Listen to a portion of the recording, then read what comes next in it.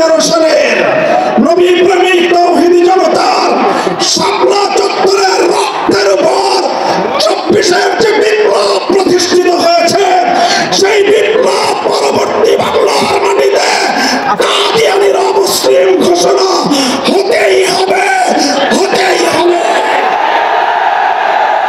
সরকারগুলোকে বলতে চাই, আমাদের পূর্বপুরুষ খতিব ওবায়দুল হক, শাইখুল হাদিস আল্লামা আজিজুল হক, সৈয়দ ফজলুল করিম পীর সাহেব চরমনাই, মুফতি ফজলুল হক আমিনী থেকে আল্লামা আহমদ শফি রহমতুল্লাহি আলাইহি, জুনায়েদ বাবুনগরী, সকলেই কাদিয়ানীদের খতমে নবুয়ত, এই কাদিয়ানীদের অমুসলিম রাষ্ট্রীয় ঘোষণা শুনে যেতে চেয়েছেন, দেখে যেতে চেয়েছেন। দুঃখ এবং পরিতাপের বিষয়, বাংলাদেশের সরকারগুলো এই কথা রক্ষা করতে পারে নাই।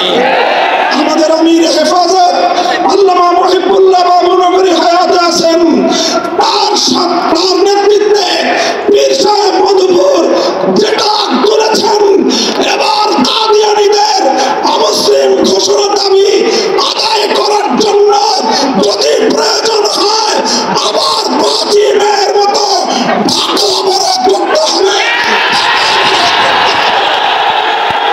শুধু ঢাকা নয়, প্রয়োজনে জাতীয় সংসদের দিকে লং মার্চ করতে হবে, বাংলাদেশ অবরুদ্ধ করতে হবে, সকল রাজনীতি বন্ধ করে দিতে হবে, পার্লামেন্ট অচল করে দিতে হবে, দিতে হবে।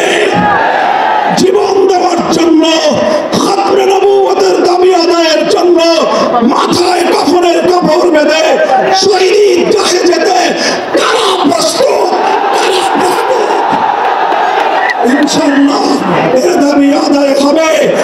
আর যদি সরকারগুলো দাবি আদায় করতে ব্যর্থ হয়, আগামী দিনে আমরা পার্লামেন্ট গঠন করব, আমরা ক্ষমতায় যাব, আমরা কাদিয়ানীদেরকে জাতীয় সংসদে আইন পাস করে কাফের ঘোষণা করব, অমুসলিম ঘোষণা করব ইনশাআল্লাহ।